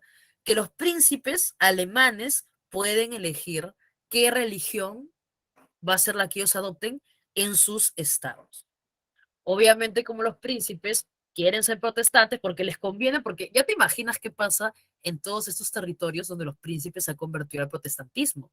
Todos los que son parte de la iglesia, chao, adiós, perdieron todas sus propiedades, ¿ya? Perdieron. Entonces, esto va a dividir el territorio, el imperio, Sacro Imperio Romano Germánico, entre católicos y protestantes. Y les decía, no se queda ahí nomás. Mira todo. Ay, disculpen, eso es. Ya. Miren todo, miren este mapita, cómo se va a expandir, ¿no? O sea, todo lo que ven ahí en cremita, sí, un crema, fueron las zonas de dominio católico. todo lo que ven en verdecito son las zonas que se van a convertir al protestantismo. Entonces, mira, comencemos por aquí. Comencemos por toda la parte del Sacro Imperio Romano Germánico, pero llega pues a parte también de lo que es Dinamarca, parte de lo que es Polonia, los estados bálticos, lo que es actualmente Suecia, Noruega, por ejemplo, ¿no? Profe, y lo otro que está así medio, ya, de una vez veamos esto que vamos a hablar. Con Lutero comienza la reforma protestante que va a tener algunas variantes, ¿no? Lo que tú estás viendo aquí, como que en colorcito así, no sé, pues rosadito, son las zonas de dominio calvinista, porque Calvino también va a tener sus propios territorios donde hay influencia, un rato vamos a hablar del calvinismo. Y luego, más bien, ya hablando de Inglaterra, está la iglesia anglicana, ¿no? Eso lo vamos a explicar en este momento, no te preocupes. Vamos a regresar aquí. Solo quería que veas la expansión, ¿no? Ahí vemos el Lutero, al cual se lo estaba ahí, buscando que se retracte, pero finalmente ya va a ser también excomulgado, ¿no? Entonces les decía que con Lutero comienza la reforma, que va a tomar también algunos otros matices en el caso de Ginebra, Suiza, con el calvinismo, y en el caso de Inglaterra, con Enrique VIII y la iglesia anglicana. ¿De qué estamos hablando? A ver, Calvino tiene su propia historia. Calvino también, digamos que es un hombre ligado, ¿no?, a la iglesia, y va a tener su propia interpretación un poco de lo que ha comenzado Lutero, ¿no? Lutero propone la llamada predestinación divina. Según Calvino, ¿ya? Con la predestinación divina, para Calvino uno ya está predestinado desde el nacimiento a ser salvo, por decir así, o a estar condenado, ¿ya? ¿Cómo así? La predestinación, según Calvino, a ver, o sea, tú ya naciste con ello, ¿ya? Entonces, ¿cómo se manifiesta que tú estás predestinado a, bueno, a llevar una vida próspera y todo ello? Porque, por ejemplo, te va bien en los negocios, ¿ya? Ahí vas a ver un poco el tema del calvinismo ligado incluso más adelante a lo que es el capitalismo, ¿no? Y vas a ver que muchos burgueses también van a tomar el protestantismo calvinista en este caso, ¿no? Bueno, por un lado está la predestinación. Por otro lado está la negación de la jerarquía eclesiástica. Esto lo vemos también un poco parecido a lo de Lutero, ¿no? Y esto porque es importante, porque cuando Calvino establezca en Ginebra, a ver, lo que Calvino establece en Ginebra es una suerte de una sociedad ideal, ¿no? Que suele convertirse incluso en el paraíso de todos los protestantes que son perseguidos por Europa, porque como viste, se comenzó a expandir, pues cuando eran perseguidos, muchos buscaban en Ginebra, no sé, pues, esconderse allí, ¿no? Era como el paraíso de los protestantes.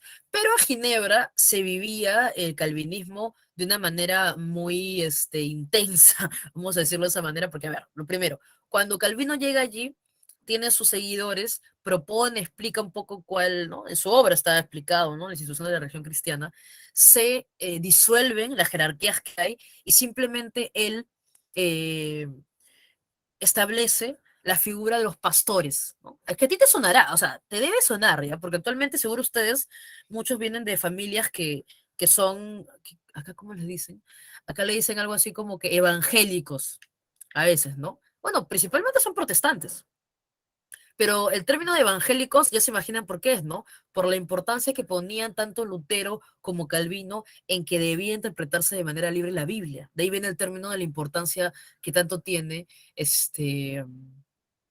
los evangelios. De ahí viene el término también evangélico. Yo sé que acá en el Perú le dicen mucho evangélicos, pero finalmente son protestantes, ¿no?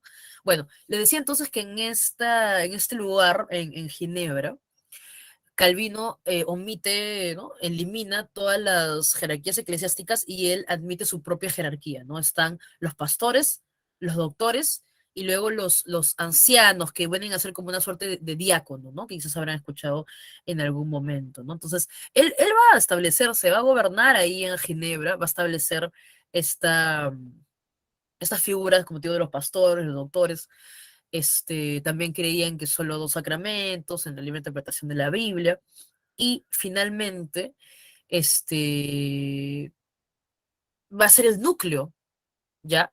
Que establezca también el calvinismo en otras partes del mundo. No hay que olvidarse que los calvinistas, wow, los calvinistas viven la religión de una manera, como les digo, tan seguida a las reglas, tan ceñida a las reglas porque no pueden tener lujos, ¿no? No pueden tener, bueno, y también en ese lugar no había robos, no había asesinatos porque las reglas también eran bastante duras. Y esto va a permitir que otros calvinistas se vayan por el mundo y tomen otros nombres, ¿no? Por ejemplo, habrás escuchado quizás a los hugonotes. Los hugonotes fueron calvinistas, pero en Francia, ¿no? Que incluso luego van a escapar. Lo que pasa es que se van a dar en el siglo XVI, chicos, muchas guerras de religión, por ejemplo, en Francia. Y ahí vas a ver a los hugonotes. Y va a haber otros protestantes que van a estar, por ejemplo, en Inglaterra, que también son calvinistas y que fueron conocidos como los puritanos. Y ellos son los que van a llegar, ¿a dónde crees? A lo que más adelante van a ser los Estados Unidos. ¿Ya? Los que van a escapar también de Inglaterra son calvinistas, solo que los conocemos como puritanos, ¿no? Por ejemplo. Bueno, ahí te comento según algunos. Chicos, chicas, Calvino y Lutero podemos decir que son críticas desde dentro de la iglesia, pero lo de Enrique VIII, nada que ver. ¿Qué pasó con Enrique VIII? Sencillo. Enrique VIII es conocido porque está buscando, bueno, fue uno de los reyes que estuvo buscando un heredero varón. Su esposa no se lo dio, entonces quería divorciarse para, ¿no?, casarse con Ana Bolena, para que le dé un varón. Sabemos que finalmente el hijo varón que nace muere también joven y sabes que esta dinastía son mujeres, básicamente, la que sigue, ¿no? Luego ha habido también varones, pero no me llama la atención que actualmente una mujer también sea la reina de Inglaterra. Pero bueno, vamos al caso de Enrique VIII. Enrique VIII solicita el divorcio. El Papa no quiere darle el divorcio. Y por ahí también metió la mano a Carlos V porque su tía era la que estaba casada con Enrique VIII. Era normal las alianzas, ya sabes, para que también haya territorios que estén relacionados, ¿ya? Entonces se niega, el Papa se niega. Ah, entonces la negación del divorcio que le da el Papa Enrique VIII es la excusa perfecta para que Enrique VIII rompa relaciones con el papado. ¿Ya?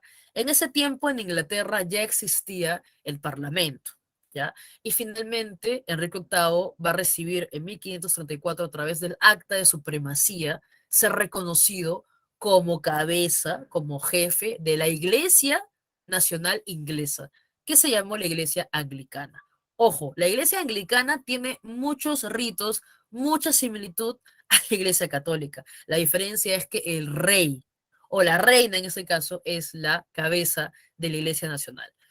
Si nos damos cuenta, no fue una gran reforma en el caso de Enrique VIII, porque lo de Enrique VIII fue un tema netamente personal y demostrar cómo el rey puede estar por encima de la iglesia. Básicamente fue eso, ¿ya? Consecuencias, se rompió la unidad de la iglesia. Como te decía, van a desatarse muchas guerras de religión en Europa, en diferentes partes. En Francia fue en el siglo XVI, no te olvides que incluso en el siglo XVII se da la guerra de los 30 años, que comienza justo con este enfrentamiento entre protestantes, católicos, pero que más adelante ya también entran otros intereses en juego, ¿no? Y otra consecuencia que nos lleva al siguiente punto. La iglesia tuvo que responder la llamada contrarreforma. ¿Qué es la contrarreforma? La respuesta de la iglesia ante la difusión de la reforma protestante. La contrarreforma, la respuesta a la reforma. ¿Cuándo se da? Durante el siglo XVI. ¿Qué fue? Un movimiento, como les digo, digamos que es un examen que se hace la misma Iglesia Católica y va a buscar como que corregirse y de cierta manera renovarse para que no siga expandiéndose el protestantismo. ¿Ya? Se da sobre todo durante las últimas décadas del siglo XVI. El que está detrás de eso fue el Papa Paulo III, el cual va a convocar a el Concilio de Trento. Trento es una ciudad en Italia. El concilio es una asamblea en la cual participan los principales representantes de la iglesia. ¿Para qué se reunieron en Trento desde 1545 hasta 1563?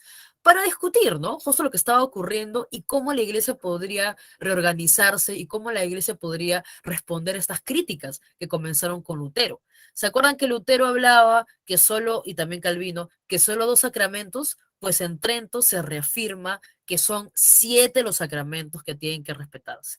Recuerdan que Lutero decía no al culto a la Virgen, no al culto a los santos, a las imágenes, pues en Trento se reafirma el culto a las imágenes, a la Virgen, a los santos. Entonces tú dirás, profe, ¿y qué cosas nuevas aparecieron en la Contrarreforma? Bueno, se creó el Índex, que era una lista de las obras prohibidas porque atentaban contra la fe. Hasta la actualidad existe, puedes ahí chequear y darte en cuenta un poco qué obras son las que estaban en estos libros prohibidos. No creas que es obras de hechicería, ¿no? Vamos a encontrar obras de filosofía, vamos a encontrar obras literarias, por ejemplo, allí las encuentras en el Índex. Por otro lado también, ¿qué, cómo respondió la iglesia ante esta expansión de diferentes, bueno, del protestantismo, pero también de otras creencias, ¿no? Bueno, se implantó el Tribunal del Santo Oficio de la Inquisición para juzgar y castigar estas herejías. La Inquisición existía, creo que desde el siglo XII, XIII, ¿no? Pero aquí sobre todo se va a formar pues como un tribunal que fue bastante conocido sobre todo en España y que aquí también lo heredamos como parte del virreinato. Y bueno, lamentablemente fueron terribles las formas para conseguir información sobre las herejías, para también conseguir expiación de los pecados, ¿no? Acá podemos ver algunas torturas de la Inquisición española, que fue una de las bastante duras, ¿no? Torquemada fue un inquisidor bastante conocido, ¿no? Pero también otro de los instrumentos, otra de las medidas que tomó la Contrarreforma católica fue crear a la Compañía de Jesús. Y aquí es algo importante que debes tener en cuenta. No nos alcanzó tiempo para conversar la semana pasada de que las órdenes religiosas que existen actualmente, aquí como los habrás visto en el centro de Lima, que está la iglesia de San Francisco, la iglesia de Santo Domingo, que corresponde a los franciscanos, a los dominicos, etcétera, etcétera. Esas fueron órdenes religiosas que nacieron en la Edad Media, ¿ya?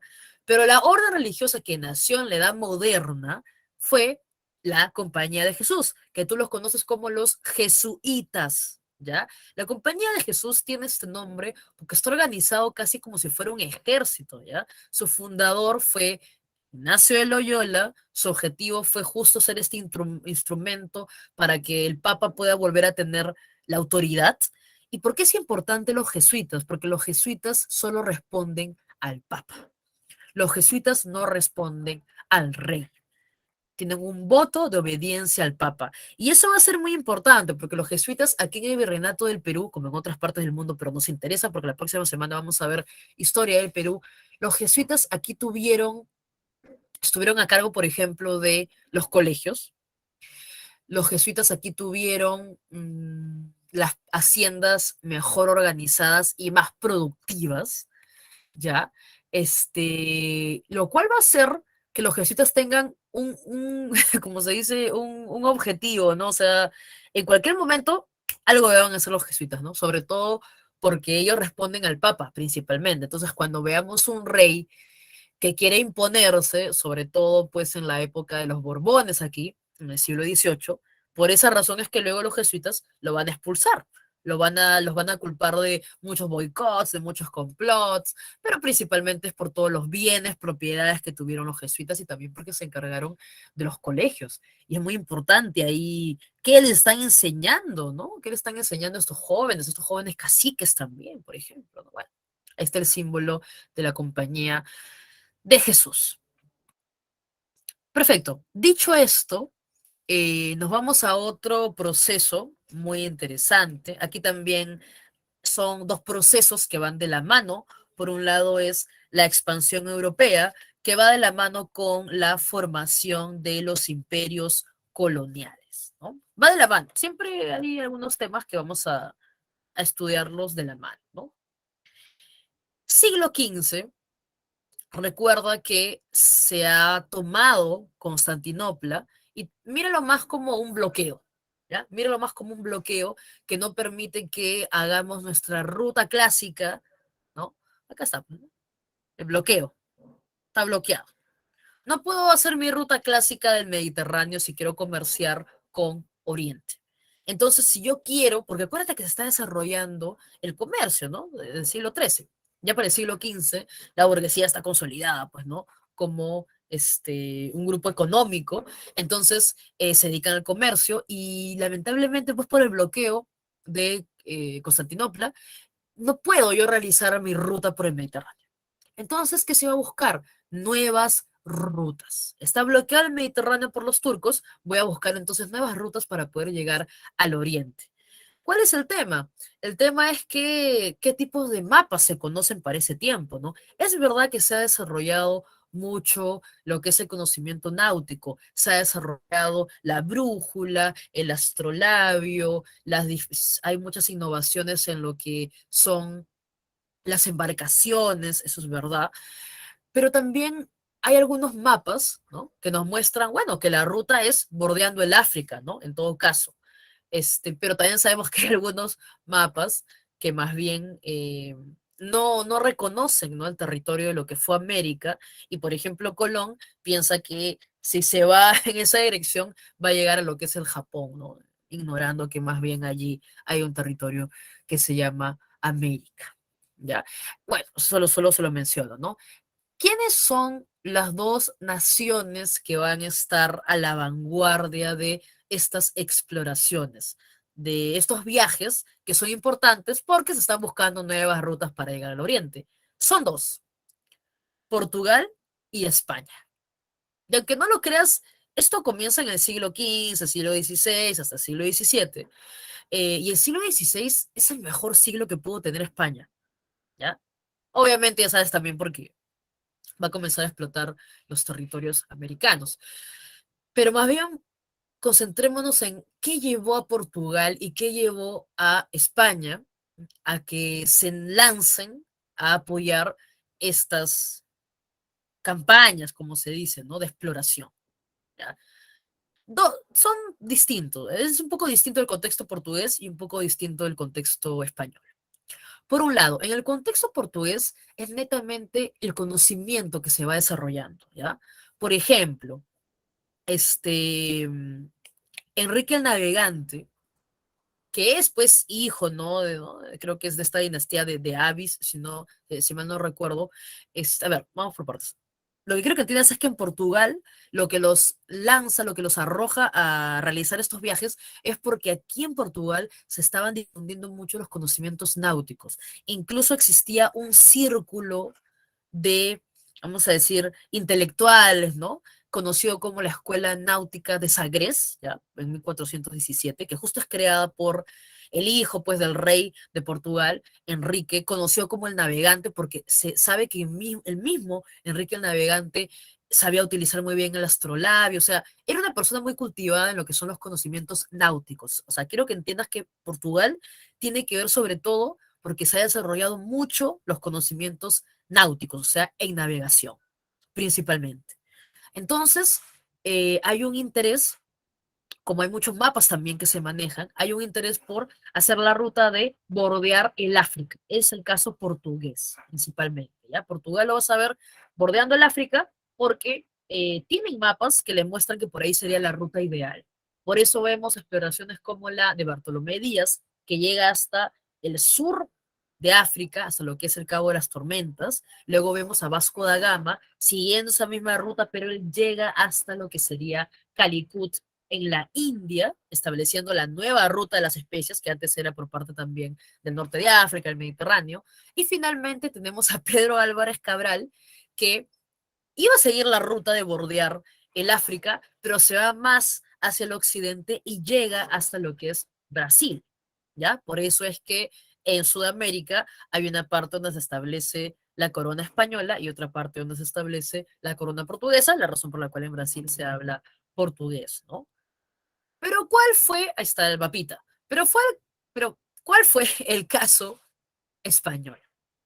En España es distinto. Lo que vive España, para comenzar, España eran las Españas, ¿no? Recién, pocos años antes, pues, a ver,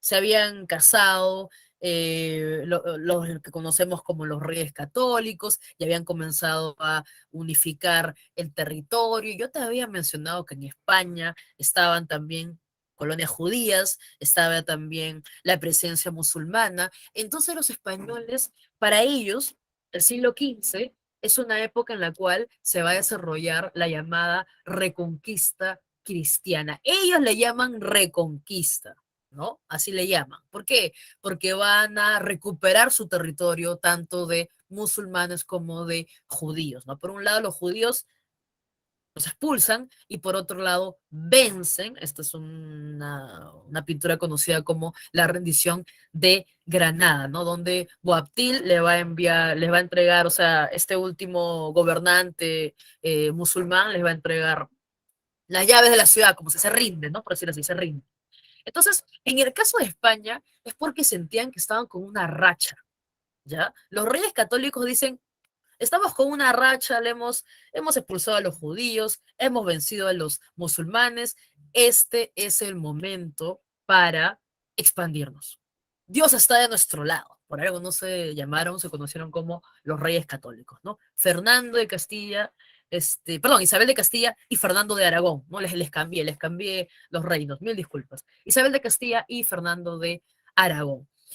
Entonces, en este contexto de la reconquista, ellos también se ven bendecidos, vamos a decir, para impulsar los viajes de exploración. Y Cristóbal Colón, que fue alguien que consultó primero a los portugueses, pero luego terminó siendo apoyado por los españoles, lo vamos a ver pues desarrollando estos viajes, que los vamos a ver con mayor detalle la próxima semana, pero que podemos ir mencionando que el objetivo era conocido, llegar a la India por el occidente. Él pensaba llegar a lo que era, bueno, él pensó en verdad que llegó a lo que era Japón, ¿no? La autorización, esta suerte de contrato fue la capitulación de Santa Fe y todos sabemos que llegó a territorio americano en 1492 con su primer viaje, porque fueron cuatro en total, ¿no? Portugal y España, por diferentes razones, van a llegar a territorios en Asia, territorios en América, territorios en África y van a comenzar a establecer colonias. Ojo, ¿por qué te dije que va de la mano los viajes de navegación con la formación de imperios?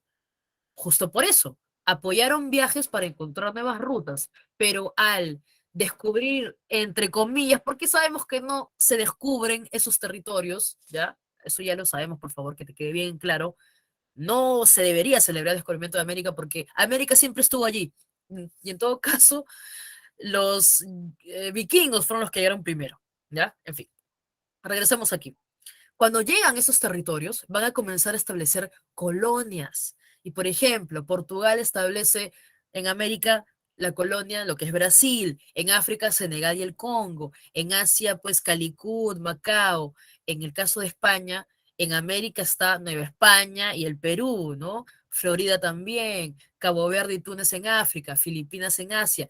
Todo esto va a permitir que se formen imperios que van a tener la capital en Europa, pero territorios a lo largo del mundo, ¿ya?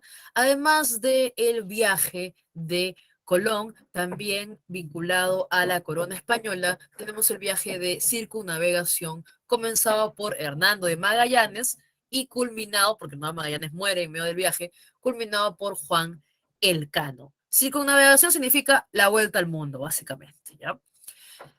Portugal y España en un momento van a sentir que se están dividiendo el mundo, básicamente, ¿ya? Eso fue el Tratado de Tordesillas. Ellos establecieron líneas imaginarias, básicamente, para dividir hacia dónde se extiende España y hacia dónde se extiende Portugal, ¿no? Para que nadie se pelee aquí, para que nadie se pelee. Se establece una línea divisoria. Consecuencias de eso, la ruta comercial ahora va a ser el Atlántico. Inicia el mercantilismo. Políticamente, como te dije, surgen los imperios coloniales. ¿Por qué decimos ultramarinos? Porque tienen su territorio cruzando el mar, más allá del mar. Eso también va a llevar a que por más que España y Portugal establezcan su línea divisoria y todo, van a existir conflictos, definitivamente, ¿ya? Socialmente, aquí la burguesía comercial está consolidada por completo, va a iniciar también el sincretismo cultural, también el mestizaje, ¿ya? El mestizaje a nivel étnico, definitivamente, también va a iniciar una crisis demográfica en América porque es evidente. Mira nomás cómo muchos hemos tenido pérdidas por esta pandemia. Imagínate que es tener contacto con personas que traen enfermedades para las cuales los amerindios no tenían, obviamente, cómo defenderse, ¿no? Por eso también hay una, mucho más que la explotación que también existió, sobre todo esta guerra, si quieres verla bacteriológica es la que afecta mucho y genera una crisis demográfica en América, ¿no? Y culturalmente se expande la civilización europea, se expande también la religión que tenían estas coronas, ¿no? Y eso nos lleva al siglo XVI, que les decía, ya encontramos los estados modernos, ¿ya? ¿Qué ha pasado? ¿Qué son estos estados modernos? Los estados modernos comienzan a gestarse desde el siglo XVI, se consolidan 17, 18, y te decía que para ver su nacimiento tendrías que irte más atrás. ¿Te acuerdas? Siglo XI al XIII, donde comienza, donde se dan las cruzadas, donde los reyes comienzan por ahí a aparecer. Luego, con la crisis de la nobleza feudal, los reyes han tenido que aliarse con los burgueses para poder recuperar territorio y sobre todo consolidar su poder bajo su persona. Porque eso es lo importante de un Estado moderno.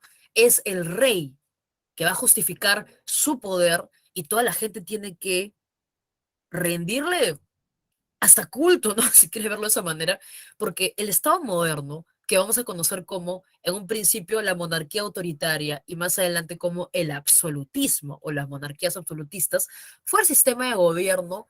Por favor, no te olvides, esta es la principal idea, ¿no?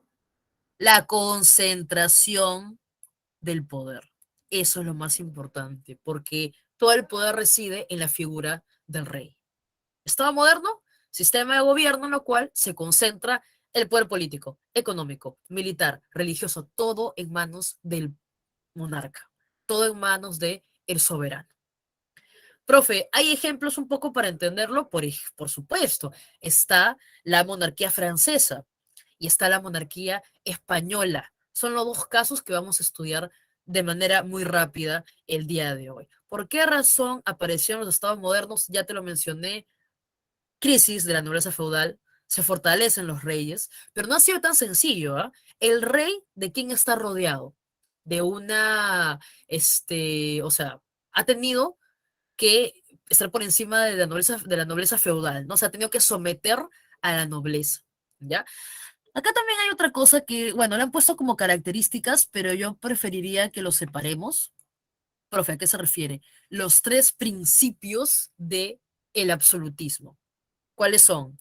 Centralismo, providencialismo y regalismo. Justo la última pregunta, creo que sobre eso. Siempre las preguntas te van a venir por estos tres pilares, por los tres principios o sea, son las bases del Estado moderno. ¿Cuáles son, profe? Centralismo.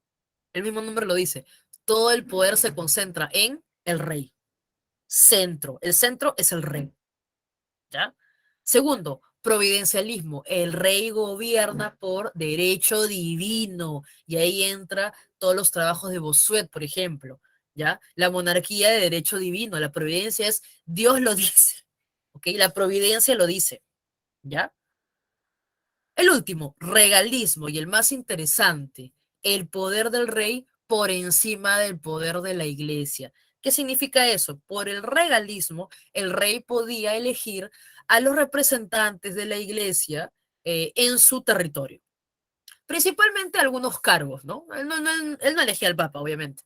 Algunos cargos que estaban en su iglesia, ¿no? A los cardenales, a los obispos, principalmente, ¿no? Pero te decía que además el rey no está solo, el rey ha sometido a la nobleza, el rey tiene un ejército que trabaja 24/7 para defender su territorio, para expandir su territorio, pero ojo, que ese ejército yo tengo que mantenerlo con impuestos, aquí hay algo tan importante que no parece que va con los estados modernos, los impuestos. Y como el rey está allí para gobernar, pero finalmente él no va a ver las cuentas, él no va a decidir la estrategia en combate ni nada de ello, para eso existe la burocracia, los funcionarios del Estado. ¿Ya?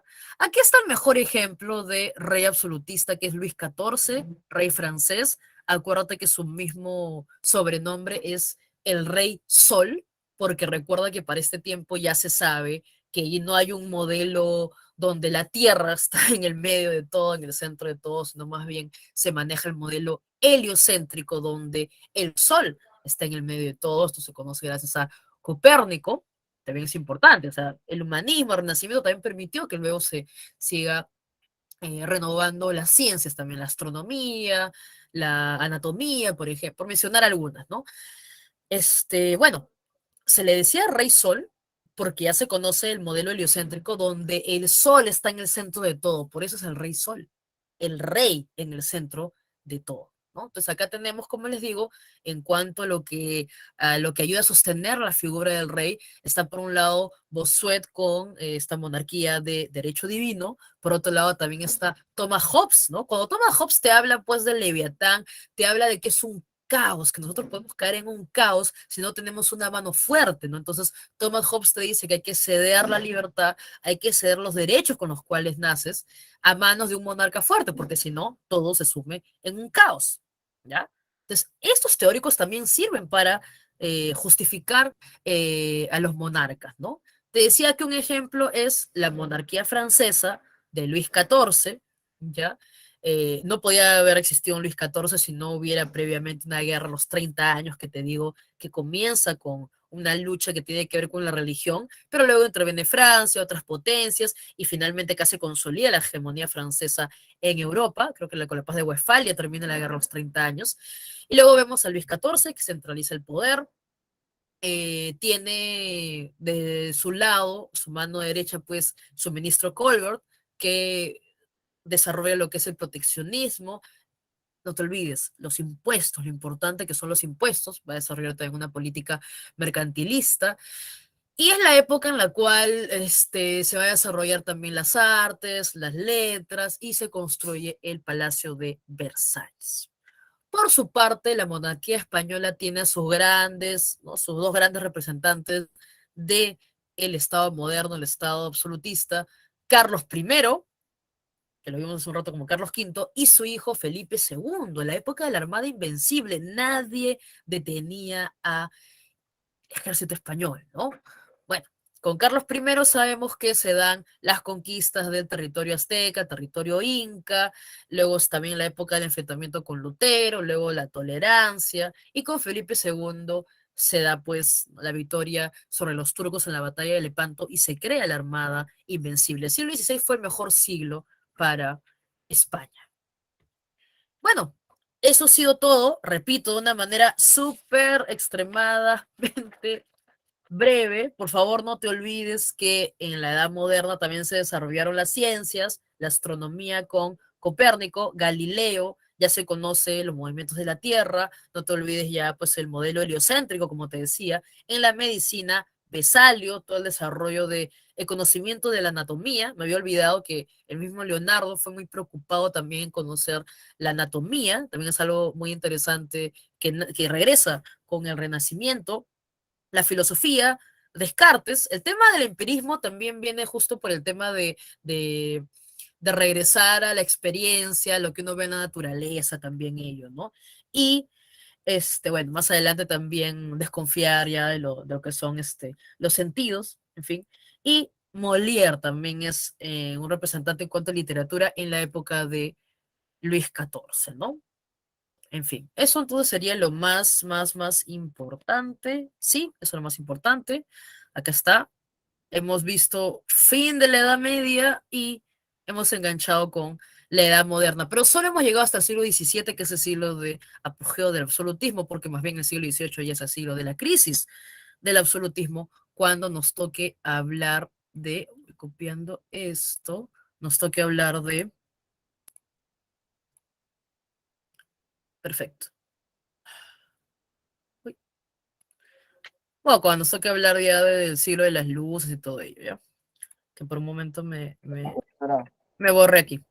Listo, listo chicos, entonces eso es todo por el día de hoy. No sé, había alguien que creo que quería decir una cosa porque ya hemos terminado. profesora, eh, Dime. cuando se dan las monarquías absolutistas, ahí la iglesia no entra, o sea, no tiene poder, ¿cierto?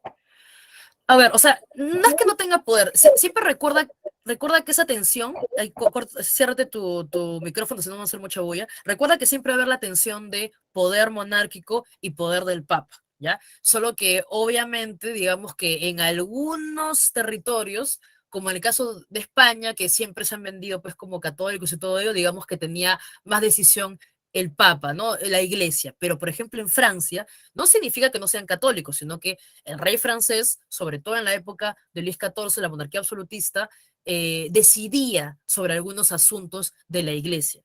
El Papa estaba en su lugar, pero cuando mandaba a los representantes de la iglesia a Francia, Luis XIV siempre por encima, e incluso Luis XIV podía, ¿no? Podía decidir entre la elección de los representantes, como te decía, obispos, cardenales. No significa que pierda el poder, que ya no tenga el poder, lo desechemos, no, sino que por momentos la tensión, por momentos gana por encima el rey, y por eso no debes olvidarte de lo que pongo aquí, del regalismo, ¿ya? Si te viene una pregunta, no te olvides que los tres pilares, lo que sostiene a esta monarquía absolutista, fácil es recordar el centralismo, fácil es recordar, disculpa, el providencialismo, porque finalmente Bossuet te dice por derecho divino, ¿no?